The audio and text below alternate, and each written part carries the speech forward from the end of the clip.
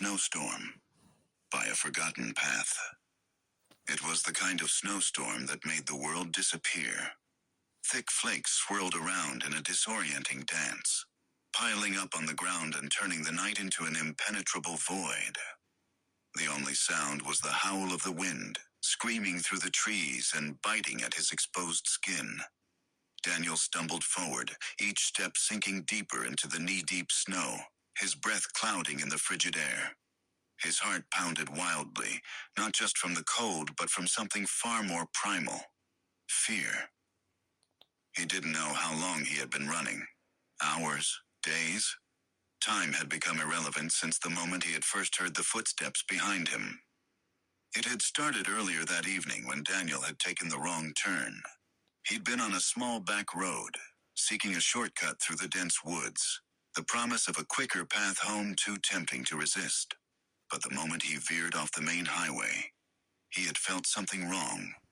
The trees were too still, the shadows too deep, and the silence oppressive.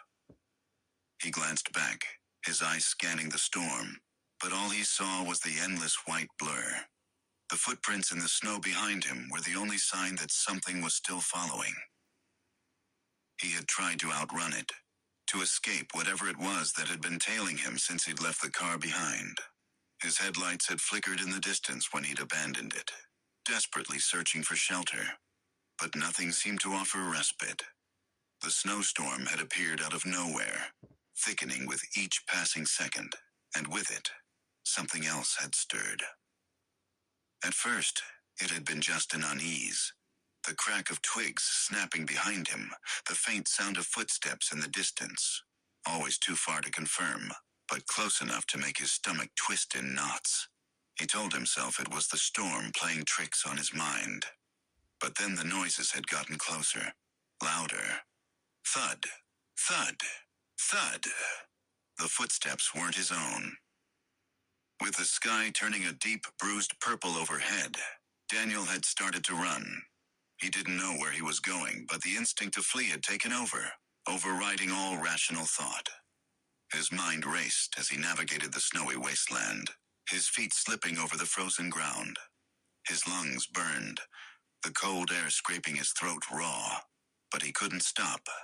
He couldn't slow down. Thud, thud, thud. Closer, much closer now. A rush of panic surged in his chest. He could feel it now. Whatever was out there was gaining on him.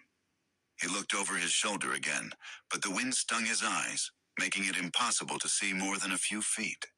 The darkness seemed to swallow the landscape, a deep, suffocating blackness that pressed in from all sides. But he could feel the presence, the weight of it. Something was wrong. Something was coming for him. His foot caught on a root buried beneath the snow, and he went down hard, his body slamming into the icy ground. The pain shot up his leg, but there was no time to recover. He scrambled to his feet, gritting his teeth against the shock. A distant voice whispered in his head, a voice he didn't recognize, but it was familiar, as though it had been planted there long ago. Run, Daniel, run! And so he did. He ran faster than before, driven by a sheer will to survive. But every step felt like he was sinking deeper into a trap. He couldn't see it, but he knew. It was coming. The thing that stalked him, its cold, invisible eyes watching, waiting.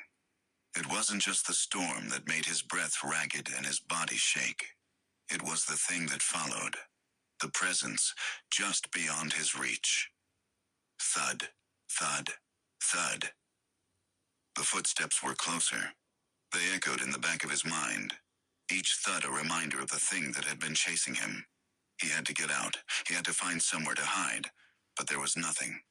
The snow stretched endlessly, the trees bare and twisted, their branches clawing at the sky like skeletal hands. Nothing but darkness. He was losing hope. The cold was consuming him. His fingers were numb, and his legs felt like lead. His breaths were shallow, his chest tight with the panic that was quickly becoming all-consuming. His feet began to drag, his body slowing down despite the terror that drove him. And then it happened. A figure, a shadow.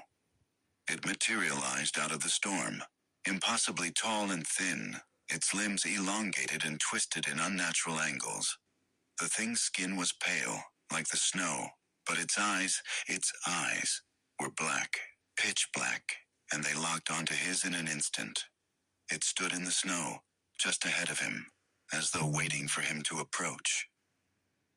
Daniel froze. Every muscle in his body screamed at him to turn and run, but his legs were no longer his own. He couldn't move. He couldn't breathe. It spoke, the voice echoing in his skull like 1,000 whispers. You should have stayed on the road. The cold that swept through him then was not of the storm. No, this was something deeper, something older. The frostbite of fear. The thing before him was not part of the world he knew. It was the storm. It was the forest. It was the darkness that seeped into his soul. And then, the storm took it all. The last thing Daniel saw before he lost consciousness was the figure taking a step toward him. The last thing he heard was his name, whispered on the wind like a promise. His body was found 3 days later, frozen stiff in the snow. His eyes were wide open, his mouth frozen in a silent scream. They never found the footsteps. But the storm, it never stopped. It was still out there, waiting.